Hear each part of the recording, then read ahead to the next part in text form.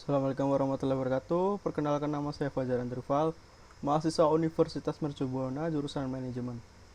Di sini saya akan mempresentasikan ujian akhir semester Pendidikan Anti Korupsi dan Etik Mercubuana. Pada ujian akhir semester terdapat 4 subbab materi, yaitu Undang-Undang Tindak Pidana Korupsi, Upaya Pencegahan Korupsi, Korupsi di Sektor Pelayanan Publik, dan peran mahasiswa dalam mencegah tindak pidana korupsi. Langsung saja ke subbab pertama, Undang-Undang Tindak Pidana Korupsi. Undang-Undang Nomor 31 Tahun 1999, Junto, Undang-Undang Nomor 20 Tahun 2001. Pasal 2 Ayat 1. Setiap orang yang secara melawan hukum melakukan perbuatan memperkaya diri sendiri atau orang lain, atau suatu korporasi yang dapat merugikan keuangan negara atau perekonomian negara, dipidana dengan pidana penjara minimal 4 tahun dan maksimal 20 tahun. Dan denda paling sedikit adalah 200 juta rupiah dan paling banyak adalah 1 miliar rupiah.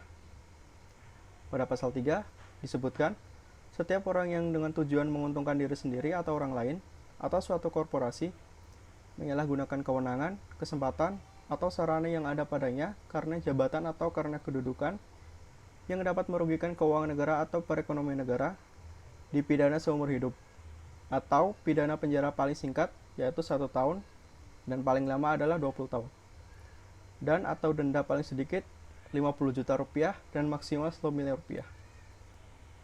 Selanjutnya, berdasarkan pada 13 pasal Undang-Undang Nomor 31 Tahun 1999, Junto Undang-Undang Nomor 20 Tahun 2001, tindak pidana korupsi dirumuskan ke dalam 30 jenis yang kemudian dikelompokkan lagi menjadi 7 tindak pidana korupsi. Yang pertama, kerugian keuangan negara. Kedua, suap menyuap. Yang ketiga, penggelapan dalam jabatan. Yang keempat, pemerasan. Yang kelima, perbuatan curang. Keenam, benturan kepentingan dalam PBJ. Dan yang ketujuh adalah gratifikasi. Subbab selanjutnya yaitu upaya pencegahan korupsi. Terdapat 3 upaya yang dapat kita lakukan untuk mencegah tindak pidana korupsi.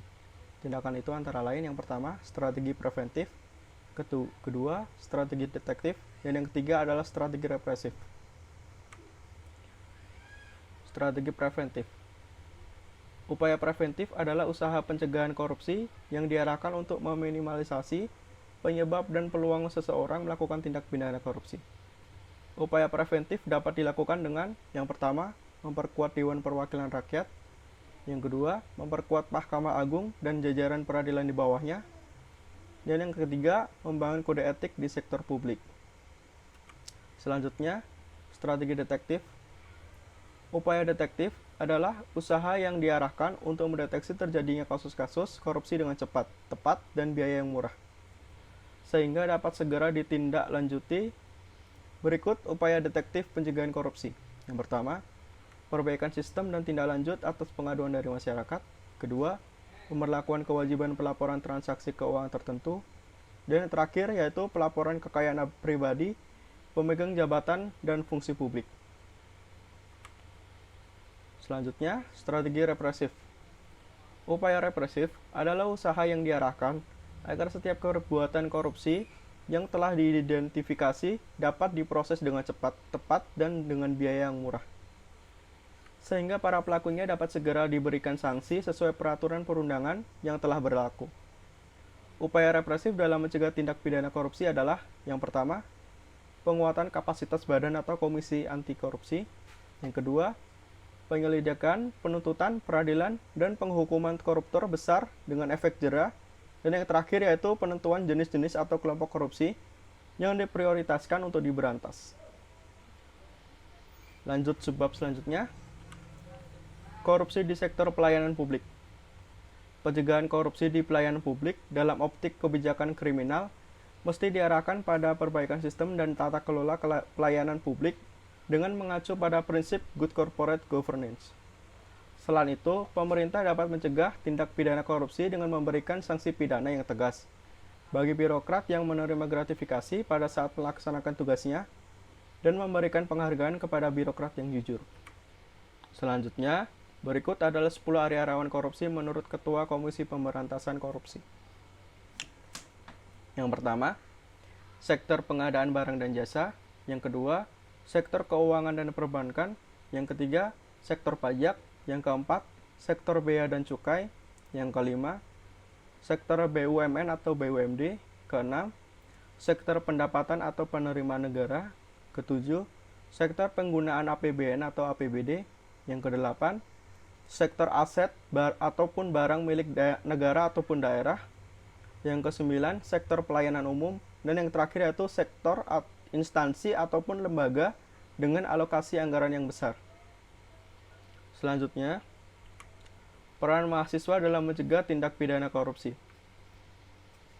Salah satu upaya pemberantasan korupsi adalah dengan sadar melakukan suatu gerakan anti korupsi di masyarakat. Gerakan ini adalah upaya bersama yang bertujuan untuk menumbuhkan budaya anti korupsi di masyarakat. Dengan tumbuhnya budaya anti korupsi di masyarakat, diharapkan dapat mencegah munculnya perilaku koruptif. Gerakan anti korupsi adalah suatu gerakan jangka panjang yang harus melibatkan seluruh pemangku kepentingan yang terkait, yaitu pemerintah, swasta, dan masyarakat. Dalam konteks inilah, peran mahasiswa sebagai salah satu bagian penting dari masyarakat sangat diharapkan. Keterlibatan mahasiswa dalam gerakan anti korupsi pada dasarnya dapat dibedakan menjadi 4 wilayah, yaitu di lingkungan keluarga, di lingkungan kampus, di masyarakat sekitar, dan di tingkat lokal ataupun nasional. Lingkungan keluarga dipercaya dapat menjadi tolak ukur yang pertama dan utama bagi mahasiswa untuk menguji apakah proses internalisasi anti korupsi di dalam diri mereka sudah terjadi. Keterlibatan mahasiswa dalam gerakan anti korupsi di lingkungan kampus tidak bisa dilepaskan dari status mahasiswa sebagai peserta didik yang mempunyai kewajiban untuk menjalankan visi dan misi kampusnya. Sedangkan keterlibatan mahasiswa dalam gerakan anti korupsi di masyarakat dan di tingkat lokal ataupun nasional terkait dengan status mahasiswa sebagai seorang warga negara yang mempunyai hak dan kewajiban yang sama dengan masyarakat lainnya. Sekian dari saya. Wassalamualaikum warahmatullahi wabarakatuh.